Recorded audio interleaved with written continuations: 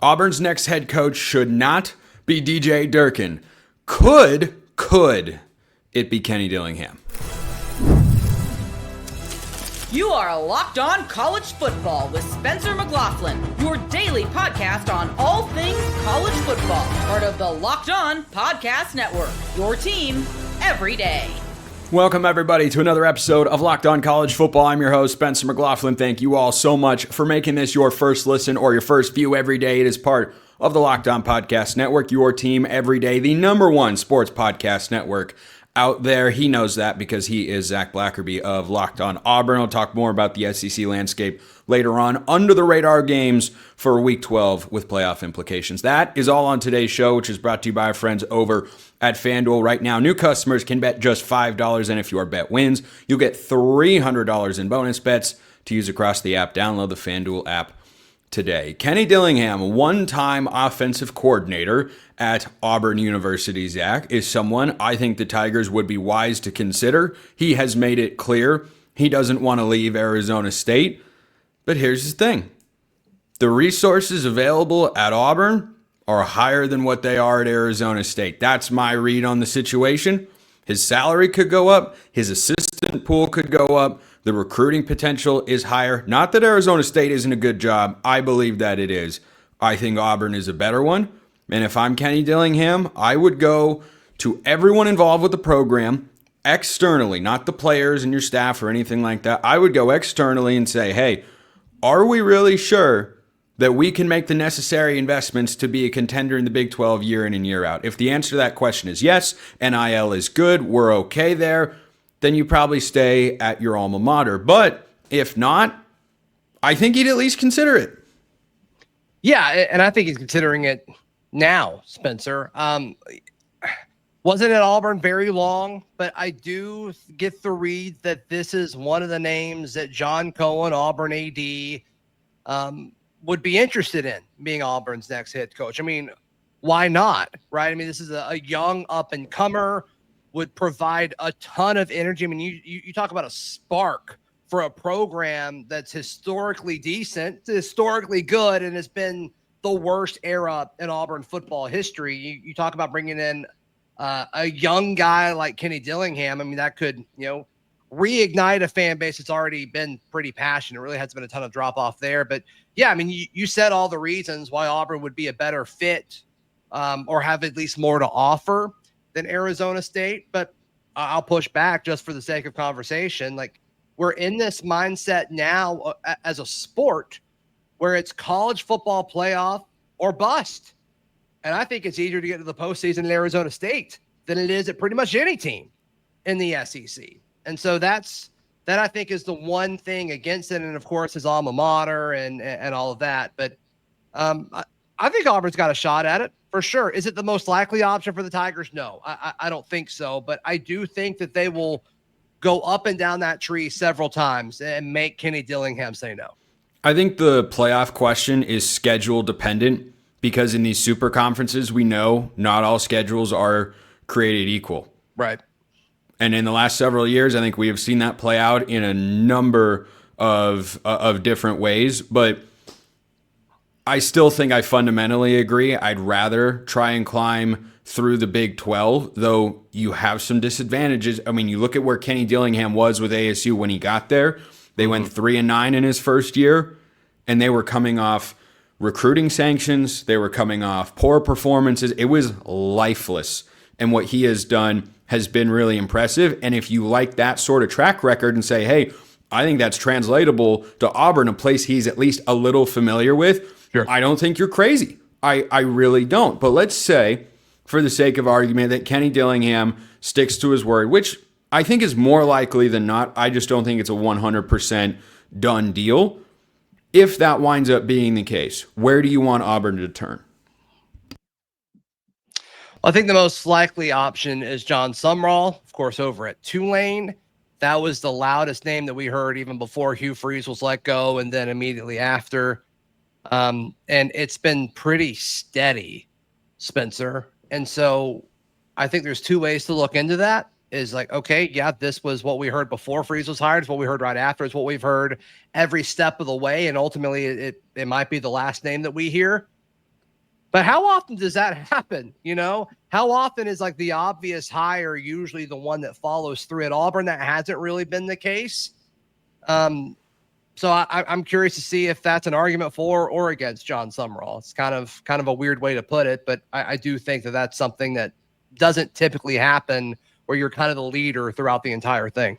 It's funny that you frame it that way, because one example I can think of is Kenny Dillingham when he got hired to Arizona State, because he'd been around at several spots. He was the OC at Oregon in Lanning's first year, and they were having success. And then the ASU job comes open, and it was, I think Dillingham's going to be. I think really seems like Dillingham's a guy. There were a couple other potential candidates, but then. And the alma mater thing, played into that too, right? I think if the Auburn job wasn't open and the Kentucky job was, I think it'd probably be more of a sure thing for Sumrall as far as being tied to Kentucky for that same reason.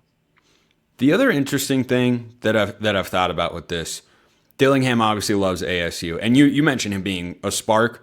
That is what has made him such a good fit for Arizona State in a similar way, little different, but a similar way that Deion Sanders was a spark at Colorado. It was just lifeless. It was down. There was no juice, no energy, but there was none of that. Every time Kenny Dillingham steps to the podium to talk, he is being authentically himself, and he sounds like a guy who is insanely passionate about leading his program to the highest level that he can. And I think that's why it has worked at Arizona State, because they needed that, and he's an alum. But think about this angle. If you're an Arizona State fan saying, man, I never want to leave Kenny Dillingham. Auburn, for each of their last couple of coaches, has bought them out before the end of the contract. If, let's say in 3 years' time, Dillingham goes to, he goes in 2026 and he's there for 3 seasons and it doesn't work out, a reunion at Tempe, if you're not pleased with the coach you found to replace him, I don't think that would be off the table whatsoever for either party. Yeah, maybe so. Auburn's trying to end that track record, right? Like, that's the goal, is to not have to do this. The AD has to get this right or he's done, right? Cohen, yeah, for sure. For sure, 100%. Which leads me to think, like, okay, is Sumrall the guy? John Cohen, he didn't get to do the hire for the top 15 basketball job when it came open. Bruce kind of stepped away a few weeks before the season. His son was kind of, named the head coach. He whiffed on Freeze, and I think he really thought he had Lane Kiffin the first time around, and that fell apart at the last hour. He settled with Freeze. Cohen strikes me as a guy who wants to swing for the fences here, and he hasn't really been able to yet. He was about to with Kiffin, didn't work, and then he saw that. That's part of the basketball thing, not to get into the weeds that much, but I think the issue was Bruce wanted him to name his son coach in waiting, and Cohen wouldn't do it because he's like, this is a top 15 job. We can go get somebody and make a huge splash, which is probably true. That's probably true. Didn't get to do it, though. That is true. And so now, is there going to be more pressure on him to swing for the fences that he's putting on himself, or maybe the fan base is putting on him? Regardless, yeah. And I don't know if John Sumrall answers that. Does that scratch that itch? I'm not sure. I think Sumrall's a good coach. Is there any element? A really good coach. You've brought up how Sumrall was an early name and he's been in the cycle for a long time, and fans have heard his name. Everybody that didn't know who he was now is aware of who John Sumrall is and what his credentials are. Sure. Is there an element of softening on that idea when he was a name that came to mind immediately because it's gone on for so long? Possibly. Of what you see with a variety of players? You've heard this conversation with LeBron James or Aaron Judge in Major League Baseball. Is there name fatigue of still this guy? Like, is that taking the shine potentially off of who John Sumrall is as a head coach, which is a guy who has experience in the South, has been in two different schools in 2 different conferences that are on different levels of football, similar, but the American's tougher, and he's winning at a high level at both? Yes, I think so. And so if John Sumrall's name wasn't mentioned, and it was mentioned, weeks after, others, possibly, I still think there'd be more of a spark with a Dillingham, or I know he's got an extension, but like Rhett Lashley, or, somebody like that that's won at the P4 level.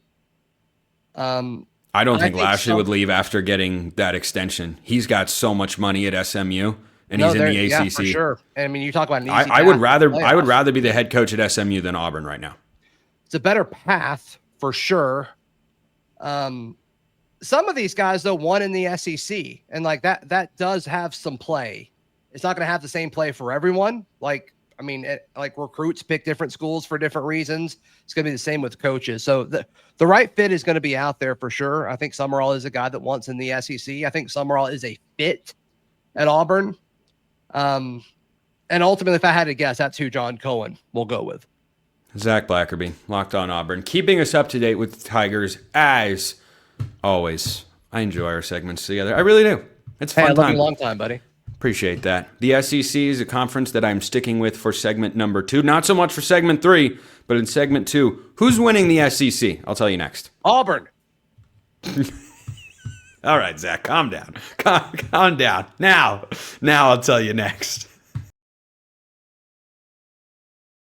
First, this episode brought to you by Game Time. College football is in full swing, and we all love that. The tailgates, the rivalries, which are right around the corner, in full swing for Rivalry Week later this year. We all are excited for that. And if you want to see those games in person, guess what?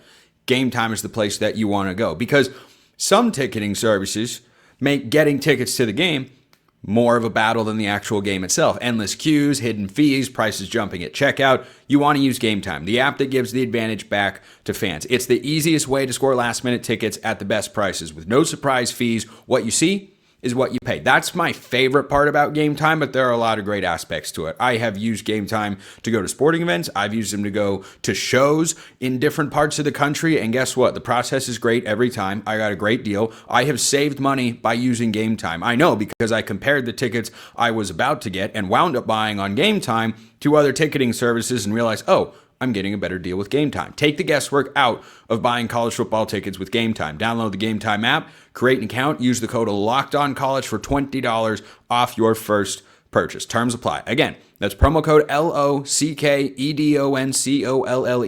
for $20 off. That's LOCKEDONCollege for $20 off your first purchase. Swipe, tap, ticket, go. Download Game Time today. As crazy as this is to say, because it feels weird, it sounds weird to some, it's just, there's a strangeness to it because of the history of the program before Mike Elko got there. I think Texas A&M is the best team in the SEC. Do I think it's close? Sure. I like Alabama as well. I think Texas A&M is a more complete football team. But here's the interesting thing.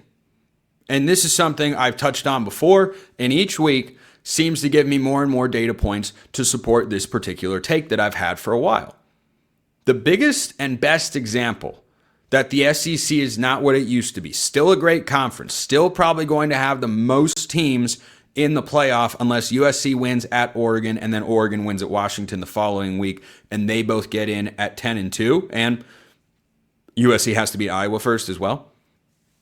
The SEC will probably get the most teams into the playoff. I'm not going to object to that. But Texas A&M is the most accomplished team resume-wise in the SEC. It's why they're number 3 in my top 25. You can check that out at LockedOn_CFB. Do I think they're the best team? Yes. Do I think that they are destined to win it? No. Do I think they're destined to win the national championship? Also no, because Texas A&M, they beat Missouri over the weekend, who had a backup quarterback. It was one of my best bets, and that one hit because Missouri with a backup quarterback is just not all that threatening. And so for Texas A&M, like most teams, it turns out, for Texas A&M, they are such a boom or bust team. And this goes on both sides of the ball. So their ability to create explosives in the passing game and in the running game is awesome. It's really, really awesome. Because when you watch Texas A&M play, Mario Craver and Casey Concepcion are guys that can make explosive plays down the field, or as Concepcion did on a long touchdown against Missouri, he can take a screen pass and house it 48 yards. They have that type of playmaking speed. Marcel Reed himself has that sort of playmaking speed running the ball and throwing the ball. And Reuben Owens had some big runs in this game, including a 57-yard touchdown. Texas A&M offensively has some ebbs and flows, but is really playing well on that side of the ball. And Colin Klein's name is just not out there in coaching circles for reasons that don't make a whole lot of sense. Maybe he's not experienced enough yet. Schematically, he's one of the best in the country.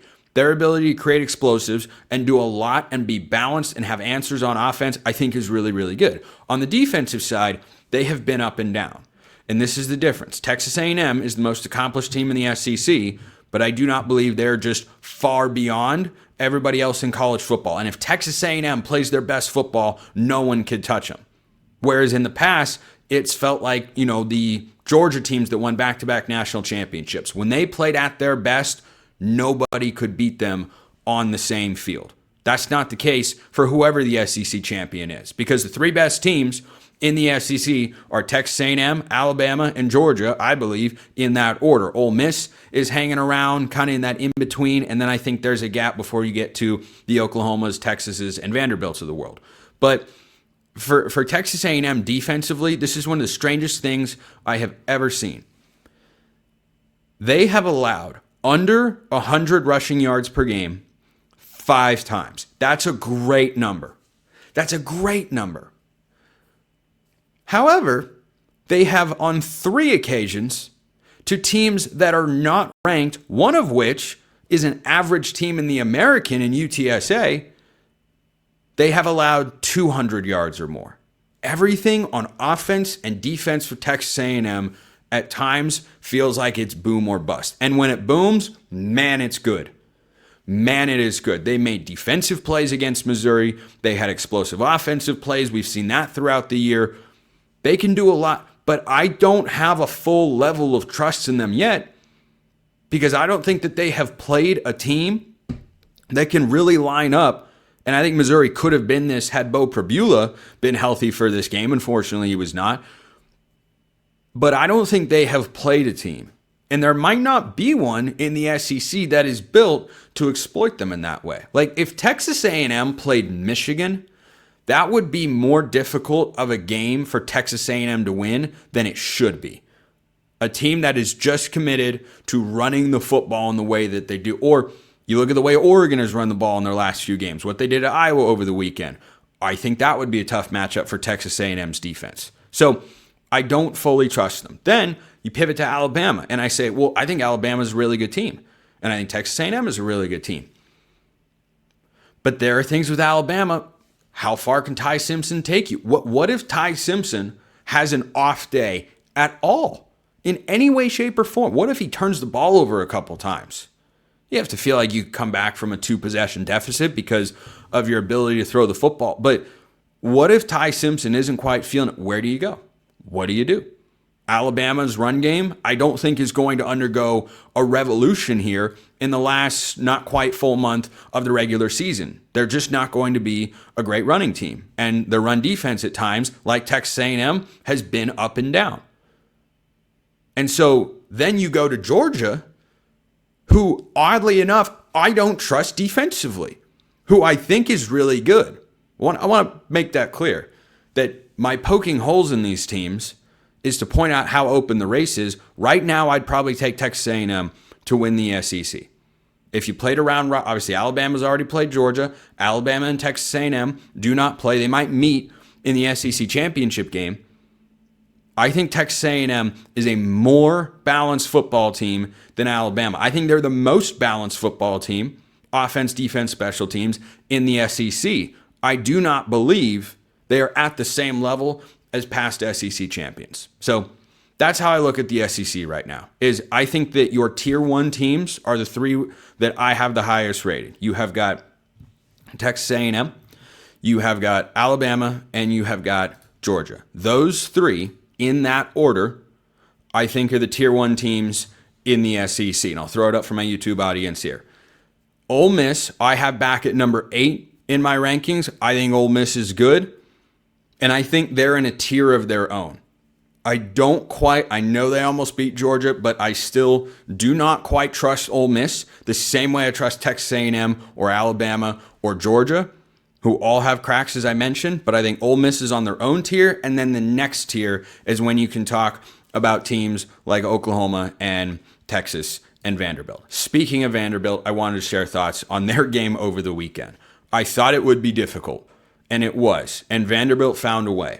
And the interesting thing with the Commodores is that they could wind up at 10-2, and in the college football playoff, they could also wind up at 10-2 and somehow not in the college football playoff. I'm very interested to see what happens with their ranking going forward. They're off this week before they play Kentucky, and then they play Tennessee. I think that Tennessee game should be playing for a college football playoff spot. Should. Will it? I don't know. Because you have to fight that brand bias. Not being a part of the SEC, Vanderbilt doesn't get that sort of respect. Vanderbilt has to fight the V logo on the side of their helmet because it gets viewed differently. But their losses are to Texas, who the committee has ranked pretty highly, and I have in my top 20 as well. And did they play well in that game? No, they did not. It was not actually a 3-point game. Texas was far superior. That was kind of a Steve Sarkisian special, though, to get up big, let him come back. Like, that has played out a lot for the Longhorns over the last couple of years. But Vanderbilt, I think, controls its own fate to make the college football playoff. I think. So that's where the SEC is at right now. You have got 3 teams in Tier 1, Ole Miss in a tier of its own, and then everybody else is in Tier 2. And I don't think anybody in Tier 2 right now feels like a lock to go to the playoff. I think Oklahoma's going to lose to Bama this weekend, and they'll be all but done for the playoff. I think Texas will lose this weekend as well to Georgia. They'll be out of the playoff, and Vanderbilt will have a chance. They will have a chance. It's a crazy thing to say, but that's the world we live in. Let's go to under-the-radar games that you need to be keeping an eye on when you think about who's getting into that 12-team playoff. First, this episode brought to you by our friends at FanDuel. The NBA is back, and there's no better place to get in on the action than FanDuel, the official sports betting partner of the NBA. Even if you missed the start of the game or want to ride the hot hand, FanDuel has live bets on everything from who will score next to fourth quarter comebacks. Plus, you can even combine your live bets into a same-game parlay for a shot at a bigger payout. It keeps every game exciting, especially when your team's making that late push. And my best bets are on fire the last few weeks. Can I keep it rolling? Do you think I will? You can fade the picks, do that at your own peril. Last week, you would have gone 1-5 because the best bets got hot, needed it. We're over 500 on the season. All lines, of course, provided by FanDuel. And guess what? I am determined to get into the mid to upper 50s. We can do it. We can do it if I prepare. And FanDuel helps me do just that. Right now, FanDuel is giving new customers $300 in bonus bets when your first $5 bet wins. So head to FanDuel.com to sign up and play your game with FanDuel, the official sports betting partner of the NBA. Now remember, I said under the radar. So I'm not talking about Oklahoma and Bama. I am not talking about Texas and Georgia this week. I'm not talking about Notre Dame and Pitt. I'm talking about matchups that you probably aren't thinking about. This has been a theme in the last couple of weeks here on the show that you're probably not having at the top of your mind or talking about with your friends a whole heck of a lot, that after listening to this show, if you want to sound really smart, go into a conversation with a friend or family member and say, hey, got to watch out for these matchups. They've got playoff implications. Let me start with Virginia traveling to Duke. You know who's favored in this game according to our friends at FanDuel? Duke. Yeah. Duke's not ranked, nor should they be. They lost last week. They're coming back home, but guess what? Their playoff fate is in their own hands. You might not like it, but that's the auto bids world that we have constructed here in college football. Am I a fan of auto bids? Not really. This is a perfect example as to why, because Duke lost to UConn last week on the road, and it doesn't really matter because they're 4-1 in ACC play. And if Duke beats Virginia, they can knock the Cavaliers all but out of the playoff and ACC championship picture, which is the only way the ACC team or an ACC team other than maybe Georgia Tech, if they're able to beat Georgia later this year, that's the only way you're getting into the playoff from this conference. But somebody has to, just like the group of 5, somebody has to get in. So Virginia at Duke, a battle of one-loss ACC teams. Don't overlook that game. Here's another one. Let's go to the Big 12. For 2 matchups that you have to know about, starting with TCU at BYU. Again, the Cougars, like the Blue Devils, are coming back home. They are playing a good team, not a great team, but a good team, and they have to win or else you're going to have serious playoff issues. Now, BYU's wouldn't be as dire as the loser of Virginia Duke. The loser of Virginia Duke is just out. They're done. The conversation is not going to continue as far as the conference title and playoff is concerned.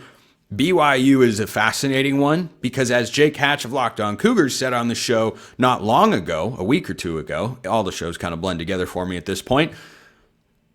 If BYU and Utah both wind up at 10-2 because of some sick, twisted debacle of a tiebreaker scenario, Utah would get into the Big 12 championship game over BYU, even though the Cougars won the head-to-head. Makes absolutely positively no sense. Head-to-head should be the first tiebreaker forever and always. This is not rocket science. Apparently it is. So BYU has to avoid a tricky spot. Good team, but they're at home. They know they've got to win, but if they lose, boy, they certainly can't lose one more. Or they're going to have to hope that Utah loses, or they will suddenly not have a playoff fate that feels like it's 100% in their own control. Right now it is 11 wins and you are in. That's where BYU is at. They've got 3 games. If the Cougars win those games in the regular season, regardless of whether they are the Big 12 champs or not, I believe they will be in the college football playoff, and I will advocate for as much here on the show. But TCU, who lost to Iowa State last week, somebody's getting a bounce back. Games in Provo should be fun. Speaking of the Big 12, a team that just inexplicably, in my view, was dropped out of the top 25. I don't really know why. I know they got beat badly by Utah, who we all know is a good team, but Cincinnati's resume still holds up pretty well, and they're inside my top 20. Because the Bearcats have just 2 losses, one of them by 3 points to a Nebraska team who, when they had Dylan Raiola, was good. And by the way, Nebraska went on the road and won at UCLA last week, and we have seen time and again how hard it is to win on the road in conference play. So for Cincinnati and Arizona, the Wildcats and the Bearcats, 2 different types of cats matching up in this one, Cincinnati still has just 1 Big 12 loss. You got to separate. You can't just look at the overall record. You got to look at the conference record. And so Cincinnati plays an Arizona team that is having a much needed resurgence under Brent Brennan in his second year. And Arizona quietly knocked off Kansas 24-20 last week and quietly has gotten themselves into bowl eligibility. And Cincinnati is playing for its playoff life because if you lose, well, suddenly you'd have the same number of Big 12 losses as Utah. Oh, wait, the head-to-head doesn't matter. What do you know? So we'll see. I don't even know what those metrics are. Don't want to look. But again, that's one that you need to just at least have an eye or have a mindset to just keep on your phone on a side screen or just check the score every now and then, because that's one in a couple weeks that if Arizona wins, suddenly the Big 12 title race condenses, but it remains very open with Cincinnati having just the 1 loss. And finally, last but certainly not least, on my under-the-radar playoff impact games for this week, South Florida travels to Navy.